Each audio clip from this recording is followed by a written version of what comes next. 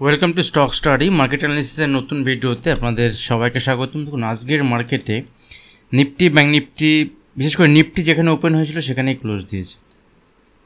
মানে ওপেনিং বা লাস্ট দিনের যেখানে ক্লোজিং ছিল সেখান থেকে নিফটি ওপেন হওয়ার মানে ফ্ল্যাট ওপেন হয় এবং ফ্ল্যাট ওপেন হবে নিচে এলেও, বাট যেখানে ওপেন হয়েছিল তার কাছাকাছি গিয়ে ক্লোজ দিয়েছে, কোনো মুভমেন্ট নেই।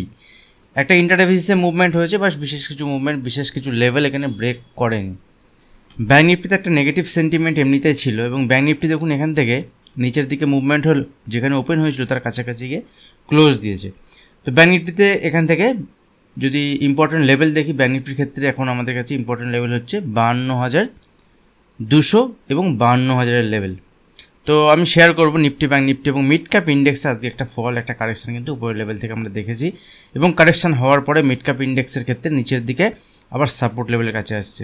মিড ক্যাপ ইন্ডেক্সেও এখান থেকে মুভমেন্ট কী হতে পারে, আজ যেহেতু এক্সপায়ারি ছিল মিড ক্যাপ ইন্ডেক্সে, তার বেশি একটা মুভমেন্ট হয়েছে। লেটস সি, এরকম মুভমেন্ট আগেও হয়েছে। দেখুন মিড ক্যাপ ইন্ডেক্সে এরকম মুভমেন্ট আগেও আমরা দেখেছি, তারপরে আবার কন্টিনিউ উপরের দিকে মুভমেন্ট হয়েছে। দেখতে হবে এবার ঠিক কেমন হয় এবং এর সঙ্গে সঙ্গে আগামীকাল ফিন নিফটির এক্সপায়ারি, তার মুভমেন্ট কেমন হতে পারে, ইম্পর্টেন্ট লেভেলের কাছে ট্রেড করছে।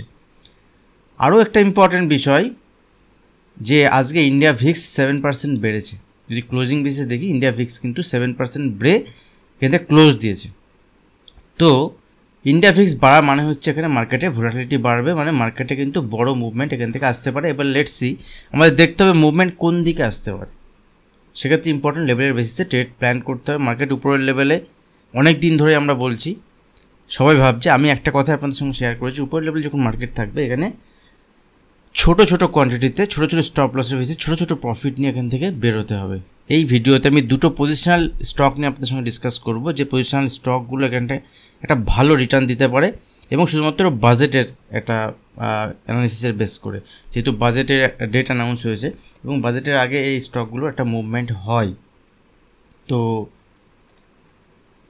নিফটি, ব্যাঙ্ক নিফটি, ফিন নিফটি, মিড ক্যাপ ইন্ডেক্স, চারটে ইন্ডেক্স এবং এর সঙ্গে সঙ্গে দেখুন আজকে যদি আমরা দেখি মার্কেটে নিফটি, ব্যাঙ্ক নিফটির মুভমেন্ট হয়নি, মিড ক্যাপ ইন্ডেক্সের মুভমেন্ট হয়েছে, কিন্তু স্টকে যদি দেখি, যেমনটা আমি লাস্ট নাইট ভিডিওতে আপনার সঙ্গে ডিসকাস করেছিলাম যে মার্কেটে নিফটি, ব্যাঙ্ক নিফটি থেকে বেরিয়ে আসুন, স্টকে আপনি কাজ করতে পারেন। আজকে দেখুন আমরা এখানে কতগুলো স্টকের 4%, 5%, 6% এখানে মুভমেন্ট হয়েছে, 3%, 2%, কত স্টকের মুভমেন্ট হয়েছে, ঠিক আছে। এবং এতগুলো স্টকের মধ্যে সব স্টকে তো সবসময় সেট আপ তৈরি হয় না, আমি আপনাদের সঙ্গে শেয়ার করছি। ইন্টারে বেশ কিছু স্টকে আমি কাজ করেছিলাম, আমার প্রিমিয়াম গ্রুপে আমি শেয়ার করতে থাকি, আপনারা জানেন। আর আপনারা যারা প্রিমিয়াম গ্রুপে জয়েন হতে চান, প্রিমিয়াম গ্রুপে জয়েন হওয়ার কোনো ফিজ নেই, কিচ্ছু নেই, কোনো প্রিমিয়াম সার্ভিস নেই। শুধুমাত্র ভিডিও নিচে ডেসক্রিপশন বক্সে আপস্টক বা এলআইস ব্লুর অ্যাকাউন্ট ওপেনিং লিঙ্ক আছে, ওই লিঙ্কের থ্রু অ্যাকাউন্ট ওপেন করে যদি আপনি ট্রেড করেন, আপনি যদি ট্রেড করেন তবে না এখানে আসবেন।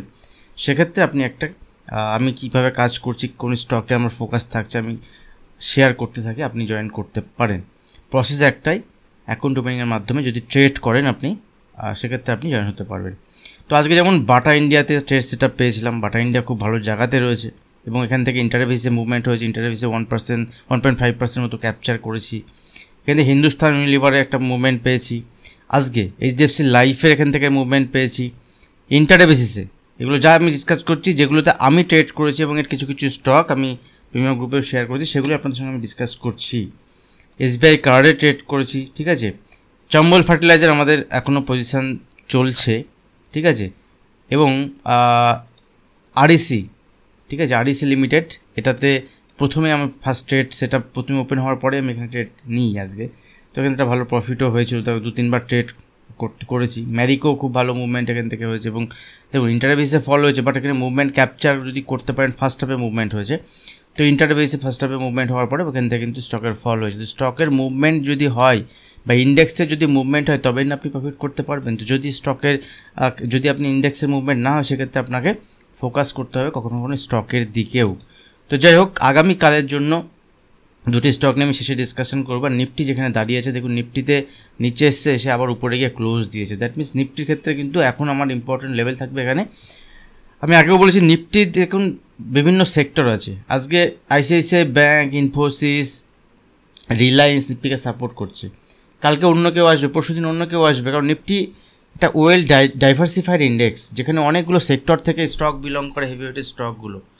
বাট ব্যাঙ্ক নিফটির ক্ষেত্রে সব প্রবলেম হচ্ছে, ব্যাঙ্ক নিফটি ব্যাঙ্কিং সেক্টর থেকে যে স্টকগুলো আছে সেগুলো থেকে ব্যাঙ্ক নিফটি ওয়েটেজ আছে। এবং আমরা দেখেছিলাম এইচডিএফসি ব্যাংকের খুব খারাপ সিচুয়েশান, মানে যে 1800 আমরা এইচডিএফসি ব্যাংকের লেভেল দেখেছিলাম, সেই লেভেল থেকে এইচডিএফসি ব্যাংক কিন্তু কন্টিনিউ ফলো হতে আজকে এইচডিএফসি ব্যাংকের যদি আমরা লেভেল দেখি, এইচডিএফসি ব্যাংক কিন্তু আজকেও 2-3% ফল এইচডিএফসি ব্যাংকে হয়েছে। আজকে আইসিআইসিআই ব্যাংকের একটা ভালো মুভমেন্ট হয়েছে, আজকেও কিন্তু এই 1800 লেভেল থেকে এইচডিএফসি ব্যাংকের আজকে 1600 কাছাকাছি ট্রেড করছে। 200 পয়েন্টের মুভমেন্ট, প্রায় 10% মুভমেন্ট সেল সাইডে নিচের দিকে হয়েছে।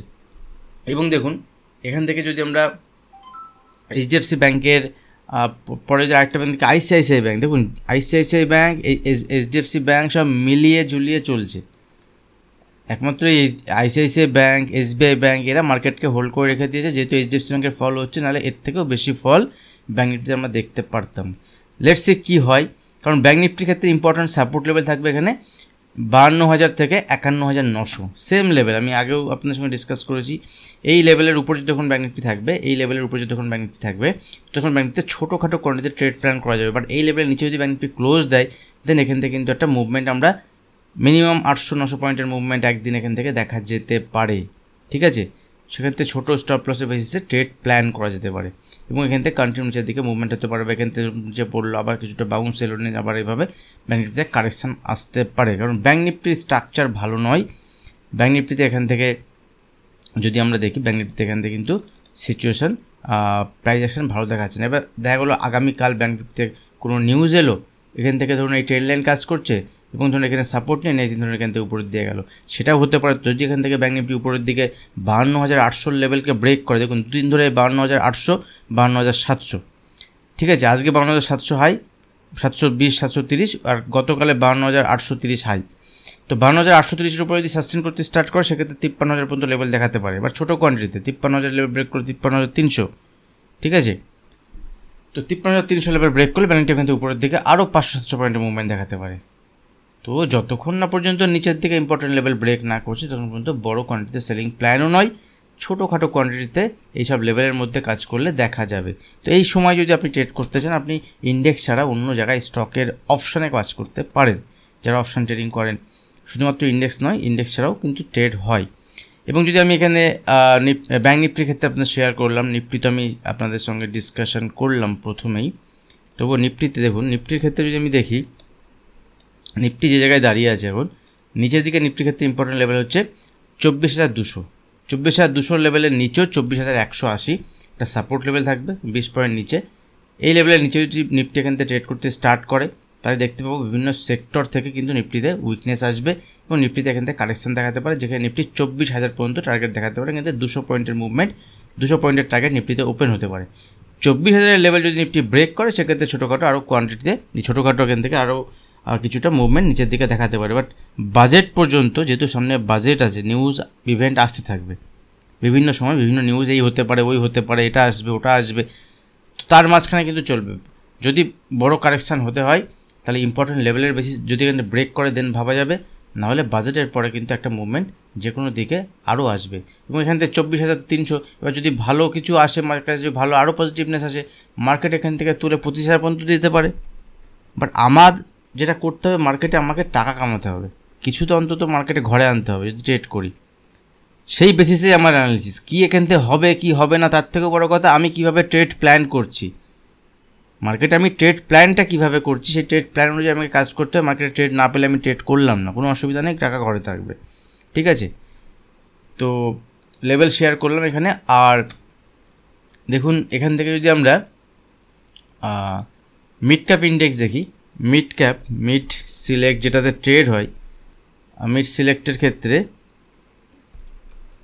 এখান থেকে দেখুন আজকে যেখানে যেহেতু এক্সপায়ারি ছিল, তো আগামীকাল যদি এখান থেকে 12,300 লেভেলকে ব্রেক করে, এর নিচে যদি 15 মিনিট টাইম স্পেন্ড করে, সময় কাটায়, দেন নিচের দিকে কিন্তু 12,200-র দিকে আসবে, ঠিক আছে। 12,200 লেভেলের নিচে ক্লোজ দেয়, দেন ফিনিটিতে আগামী দিনে নেক্সট উইকনেস আমরা বলতে পারবো। বাট আজকের যে মুভমেন্ট হয়েছে ফিনিটিতে, এটা এক্সপায়ারি ডে, তো এক্সপায়ারি ডেতে এই মুভমেন্টটা কিন্তু অতটা ভ্যালুয়েবল নয়, অতটা বিলিভেবল নয়।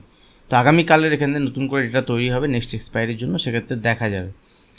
আর আগামীকাল যেহেতু আমাদের ফিন নিফটি এক্সপায়ারি আছে, ফিন নিফটি খুব দুর্দান্ত জায়গাতে ট্রেড করছে, এবং এখানে ফিন নিফটির সাপোর্ট লেভেল নিচের দিকে 23,400, মানে এখনও উপরের লেভেল থেকে যেখানে ক্লোজ হয়েছে সেখান থেকে 200 পয়েন্ট নিচে, এটা সাপোর্ট লেভেল। তো যদি আগামীকাল এখান থেকে ফিন নিফটিতে আমরা দেখি নিচের দিকে মুভমেন্ট হচ্ছে, ধরুন আমি এখান থেকে ছোটো টাইম ফ্রেমে এখানে 10 মিনিটের টাইম ফ্রেমের চার্ট আমি ওপেন করলাম, ঠিক আছে, 10 মিনিট, তো আজকে অলমোস্ট রেঞ্জের মধ্যে ছিল। তো আগামীকাল যদি এখান থেকে দেখি যে 23,480 লেভেলকে ব্রেক করছে, সেক্ষেত্রে নিচের দিকে কিন্তু নেক্সট টার্গেট হবে 23,380, দ্যাট মিনস 100 পয়েন্টের মুভমেন্ট। আর যদি এখান থেকে উপরের দিকে 23,660-670 লেভেলকে ব্রেক করে, তাহলে উপরের দিকে আমার এখান থেকে 100 পয়েন্টের মুভমেন্ট দেখা যাবে, মানে 80 থেকে 100 পয়েন্ট। কিন্তু দেখুন এখান থেকে গ্যাপ ওপেন হয়ে মুভমেন্ট হলে হবে না। মার্কেট যদি এই রেঞ্জের মধ্যে যদি ওপেন হয়, ধরুন এখানে কাছাকাছি ওপেন হলো, ওপেন হওয়ার পরে উপরে এসে এখানে ধরুন কিছুটা সময় কাটালো, টাইম স্পেন্ড করলো, দেন এখান থেকে যদি মুভমেন্ট হয়, ব্রেকআউট হয়, তবে করা যাবে। যদি এখান থেকে নিচের দিকে আসে, ধরুন 12:30 1টার দিকে নিচের দিকে এখানে এসে কাটাচ্ছে, বা ধরুন প্রথমে এখান থেকে নিচে এলো, আবার উপরে গেল, এখান থেকে লোয়ার হাই ফরমেশন হলো, মানে এই যে লোটা ধরুন এখানে একটা এইভাবে এখানে একটা হাই তৈরি হলো, এখানে একটা হাই, এই হাইটা আগের যে হাই, এই হাইয়ের থেকে যদি নিচে হয়, দ্যাট মিনস লোয়ার হাই যদি ফরমেশন হয়, দেন সেখানে ট্রেডিং প্ল্যান করা যেতে পারে নিচের দিকে, এবং ফাইনালি এই লেভেলকে যদি ব্রেক করে এক্সপায়ারি ডেতে কিন্তু একটা মুভমেন্ট আসতে পারে। বাট আমি সবসময় এক্সপায়ারি ডেতে প্রেফার করি নেক্সট এক্সপায়ারিতে ট্রেড করা। হিরো জিরো অনেকেই করতেও পারেন, বাট আমি নিজে পার্সোনালি হিরো জিরো প্রেফার করি না। আমি নেক্সট এক্সপায়ারিতে ট্রেড করার চেষ্টা করি, কারণ অতটা ভোলাটিলিটি আমি নিতে পারি না নিজে পার্সোনালি, ঠিক আছে। তো আর চান্সেস বেশি দেখবেন আপনি যদি ট্রেড করেন, ম্যাক্সিমাম দেখবেন যখন মুভমেন্ট হয় হয়তো 10 টাকার প্রিমিয়াম হয়তো সেখানে 300 টাকা হয়ে যায় কখনো কখনো, কিন্তু ম্যাক্সিমাম সময় কিন্তু এটা জিরো হয়ে যায়। তো আগামীকাল এখান থেকে মুভমেন্ট এলে উপরের দিকে ছোটোখাটো কোয়ান্টিটি, ধরুন আপনার ফার্স্ট হাফে কিছু টাকা প্রফিট হলো, কারোর ধরুন ফার্স্ট হাফে 3,000 টাকা প্রফিট হলো, সাপোজ 3,000 টাকা, সেখান থেকে যদি কেউ 500 টাকা বাজি এখানে লড়তে চাই, সেই টাকা দিয়ে কিন্তু এখানে লড়া যেতে পারে। বাট আমি যেহেতু আপনাদের সঙ্গে শেয়ার করি বিভিন্ন বিষয়গুলো, সেই জন্য এটাও শেয়ার করছি যে এক্সপায়ারি ডেতে যদি আপনি নিজের পকেটের পয়সা দিয়ে হিরো জিরো করেন, সেক্ষেত্রে সেটা ওয়ান টাইপ অফ গ্যাম্বেলে বলা যায়, জুয়াই বলা যায়। তো সেক্ষেত্রে রিস্ক অনেক বেশি থাকে, এবং মার্কেটে শিখে লার্নিংয়ের সঙ্গে সঙ্গে যখন আপনি কাজ করছেন, যদি ওইভাবে আপনি কাজ করেন, সেক্ষেত্রে কিন্তু আপনার শেখার ইচ্ছাটা আস্তে আস্তে কমে যাবে। মার্কেটের থাকার যে ইচ্ছাটা, মানে কারণ ওটাতে ক্যালকুলেশনের থেকে বেশি আপনার লাক ফেভার করে। যাই হোক, অনেক কিছু শেয়ার করলাম আপনাদের সঙ্গে। দুটো স্টক আমি আপনাদের সঙ্গে শেয়ার করব এই ভিডিওতে। সেই দুটো স্টক হচ্ছে, দেখুন এখান থেকে বেশ কয়েকটি স্টক ভালো লাগছে, তার মধ্যে আমি দুটো স্টক আপনাদের সঙ্গে শেয়ার করছি। এখানে ফার্টিলাইজার সেক্টর থেকে স্টক দুটো বিলং করে। ফার্টিলাইজার সেক্টর থেকে একটা হচ্ছে চম্বল ফার্টিলাইজার। এখান থেকে আজকে একটা ব্রেকআউট হয়েছে, এবং ফার্টিলাইজার স্টকগুলো আজকে চলছিল একটা সময়ে, দেখাচ্ছিল। তো এখান থেকে যদি মুভমেন্ট আসে, হাই যদি ব্রেক করে আগামীকাল, সেক্ষেত্রে ছোটো একটা স্টপ লস, যে যার রিস্ক বুঝে 1% 2% রিস্ক বুঝে এখান থেকে স্টপ লসের বেসিসে, অবশ্যই স্টপ লসের বেসিসে নিজে অ্যানালিসিস করার পরে এখান থেকে একটা মুভমেন্ট উপরের দিকে নিতে পারেন মুভমেন্টের জন্য, বাজেটের জন্য। সেক্ষেত্রে 5% থেকে 7% মুভমেন্ট কিন্তু এখান থেকে স্টকে মিনিমাম দেখাতে পারে। এই সঙ্গে সঙ্গে যদি আরেকটা স্টক দেখি, সেটা হচ্ছে করমণ্ডল। যদি করমণ্ডলের ক্ষেত্রে দেখি, দেখুন এটাও একটা ফার্টিলাইজার স্টক। তো দেখুন করমণ্ডলের ক্ষেত্রে এটাও আজকে একটা মুভমেন্ট এসেছিল, বাট মুভমেন্ট এলে উপরের লেভেলে সাস্টেন করেনি, কিছুটা নিচে এসে ক্লোজ দিয়েছে। এবং এর ক্ষেত্রে দেখুন এর যে ইম্পর্ট্যান্ট লেভেল যদি দেখেন, লাস্ট যদি 1 2 3 4 5 6 7 8 9 10 দিনের যে হাই, সে হাইকে ব্রেক করে তার উপরে ক্লোজ দিয়েছে। দ্যাট ইজ মোটামুটি 2 সপ্তাহ, 1 সপ্তাহতে আপনার 5 দিন করে এখানে ট্রেড হয়। তো সেক্ষেত্রে 2 সপ্তাহের হাইকে ব্রেক করে তার উপরে গিয়ে ক্লোজ দিয়েছে, দ্যাট ইজ গুড ক্লোজিং। তো যদি এখান থেকে মোটামুটি 1600-র উপরে সাস্টেন করে স্টক, 1600-র উপরে যদি সাস্টেন করে, সেক্ষেত্রে উপরের দিকে স্টক এখান থেকে 100 থেকে 150 পয়েন্টের মুভমেন্ট স্টক এখান থেকে দেখাতে পারে, ঠিক আছে। নিজের রিস্ক বুঝে অ্যানালিসিস করে এখান থেকে আপনি দেখতে পারেন স্টকটা। এছাড়াও যদি কিছু স্টক বলি, তার মধ্যে দেখুন বাটা এখান থেকে ভালো লাগছে, আজকে বাটাতে খুব ভালো মুভমেন্ট হয়েছে, এবং এখান থেকেও দেখুন এখানটা রেঞ্জ ব্রেক করেছে। বাটা আমি অনেক আগে আমাদের প্রিমিয়াম গ্রুপে শেয়ার করেছিলাম, আমি ভিডিও বানিয়েও আপনাদের সঙ্গে শেয়ার করেছিলাম, একদম লোয়ার লেভেলে, মোটামুটি 1400 লেভেল থেকে সুইং ট্রেডিং হিসাবে দেখুন স্টকে একটা মুভমেন্ট এসছে। তো ফোকাস রাখতে পারেন স্টকটির উপরে। স্টকটি কিন্তু এখান থেকে একটা ভালো মুভমেন্ট আগামীকাল দেখাতে পারে, কারণ রেডি হয়ে আছে মুভমেন্ট হওয়ার জন্য। বাট ইন্টারডে সেট আপ তৈরি হলে ইন্টারডে 5-10 মিনিট অনেক সময় ওয়েট করতে হয়, কখনো 2-3 মিনিটের মধ্যে ট্রেড পাওয়া যায়। বাট আপনার যদি প্ল্যান থাকে, আপনার যদি স্ট্র্যাটেজি থাকে, সেক্ষেত্রে আপনি নিতে পারেন স্টকগুলো, আপনি সিলেক্ট করে রাখতে পারেন। যদি সেট আপ তৈরি হয় সেক্ষেত্রে আপনি এখানে কাজ করতে পারেন। এছাড়াও এইচডিএফসি লাইফ যদি আমরা দেখি, এইচডিএফসি লাইফ স্টকটি কিন্তু ভালো লাগছে। আজকেও 2% মুভমেন্ট হয়েছে, এটা ব্রেকআউট হয়েছে এখান থেকে, ব্রেকআউট হওয়ার পর এখান থেকে মুভমেন্ট হয়েছে। এছাড়াও যদি আমরা দেখি এসবিআই কার্ড স্টকটি এখানে ব্রেকআউট লেভেলের কাছে আছে, এটাও ভালো লাগছে। বেল আজকে আমরা ট্রেড করেছিলাম স্টকে, বেল, ঠিক আছে, ভারত ইলেকট্রনিক্স লিমিটেড। তো এই স্টকটি তো একটা ব্রেকআউট হয়েছে, স্টকটি এখান থেকে ভালো লাগছে। ডাবর এখান থেকে আজকে মুভমেন্ট হয়েছে ভালো, এখান থেকে দেখুন ডাবর নিচের লেভেল থেকে শেয়ার করেছিলাম আমি, 600 লেভেল থেকে শেয়ার করেছিলাম ডাবর, এবং সেখান থেকে আজকে 630-এর 33-এর হাই দিয়ে দেখিয়েছে। তো একটা 5% মুভমেন্ট অলরেডি হয়ে গেছে, ঠিক আছে। তো স্টকগুলো নজরে রাখুন আপনারা। আর ভিডিও কেমন লাগলো অবশ্যই কমেন্ট সেকশনে জানাবেন কমেন্ট করে। আর যারা ভিডিও দেখছেন অবশ্যই ভিডিওতে লাইক করবেন, যারা এখন চ্যানেল সাবস্ক্রাইব করেননি চ্যানেল সাবস্ক্রাইব করে বেল আইকন প্রেস করবেন। আজ ভিডিও এখানে শেষ করছি, দেখা হবে নেক্সট ভিডিওতে। ধন্যবাদ।